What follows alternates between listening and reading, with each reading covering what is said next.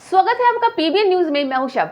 अखबार कतर के FIFA world cup को लेकर जहां डॉक्टर जाकिर नाइक को लेकर कतर पर कई सवाल उठ रहे हैं।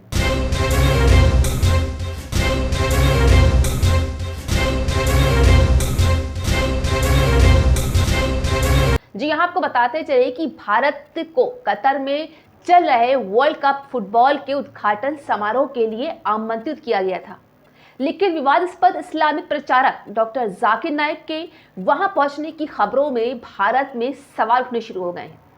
हालांकि कतर ने आधिकारिक तौर पर इस बात की पुष्टि नहीं की है कि उसने नाइक को बुलाया है या नहीं, लेकिन सोशल मीडिया में उनके कतर पहुंचने की चर्चा खूब है। जहां कतर के सरकारी स्पोर्ट्स चैनल अलकास के प्रेजेंटर अल हजारी ने ट्वीट किया है कि शेख जाकिर नाइक कतर में हैं और वो पूरे वर्ल्ड कप के दौरान कई धार्मिक लेक्चर भी देंगे। वहीं कुछ और ट्वीट में भी जाकिर नाइक के कतर पहुंचकर उनके लेक्चर की पुष्टि हुई है।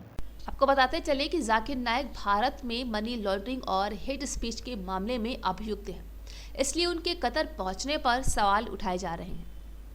कुछ लोगों का कहना है कि इससे भारत और कतर के संबंध प्रभावित हो सकते हैं। हालांकि विदेश मंत्रालय ने अभी इस पर कोई औपचारिक प्रतिक्रिया नहीं दी है, लेकिन मंगलवार को पेट्रोलियम मंत्री हरदीप सिंह पुरी ने चंडीगढ़ में जाकिर नाइक के कतर में होने से जुड़े सवाल पर सतर्क प्रतिक्रिया दी है। उन्होंने कहा है, मुझे यकीन है कि भारत ने इस मामले को उठाया है और आगे भी निश्चित रूप से उठाएगा। जाकिर नाइक मलेशियाई नागरिक हैं और उन्होंने उन्हें बुलाया है। वहीं बीजेपी प्रवक्ता साविया रोड्रिगेज ने तो भारत सरकार से तो वर्ल्ड कप के बहिष्कार की मांग ही की है।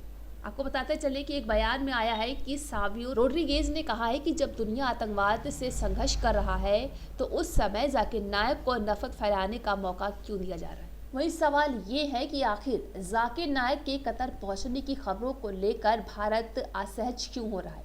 दरअसल जाकिर नाइक पर भारत और बांग्लादेश में नफरत फैलाने और चरमपंथ को बढ़ावा देने के मामले दर्ज है। जाकिर नाइक के बाद में मलेशिया चले गए और अब वो वहाँ नागरिक के रूप में रह रहे हैं।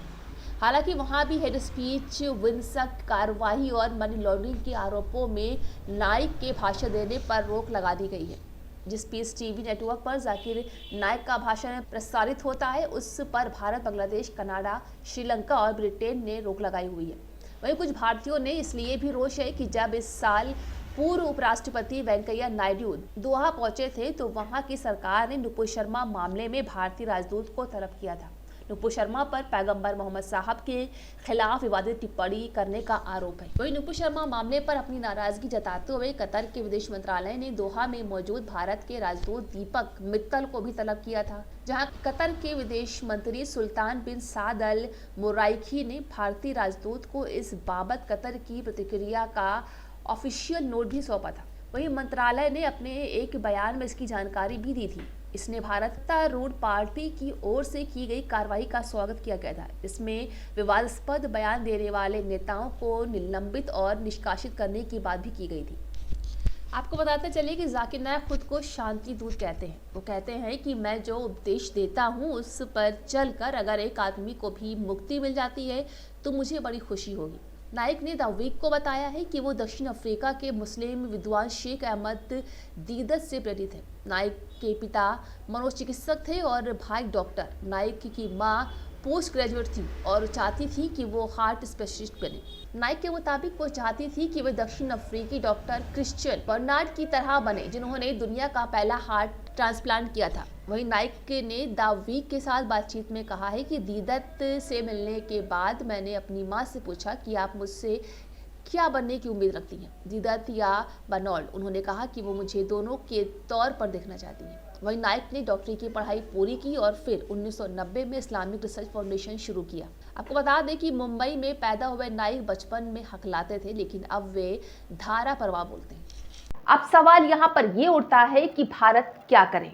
अब जबकि भारत में जाकिर नाइक को कतर बुलाए जाने की खबरों पर विवाद हो रहा है तो दोनों देशों में कतर को समझाने वालों का कहना है कि भारत को इस पर ज्यादा प्रतिक्रिया नहीं करनी चाहिए। कतर में भारत के राजदूत रहे केपी फेबियन ने कहा है कि ये नाजुक मसला है। दोनों देशों के रिश्तों को देखते हुए भारत के लिए इस पर संयम दिखाना जरूरी है।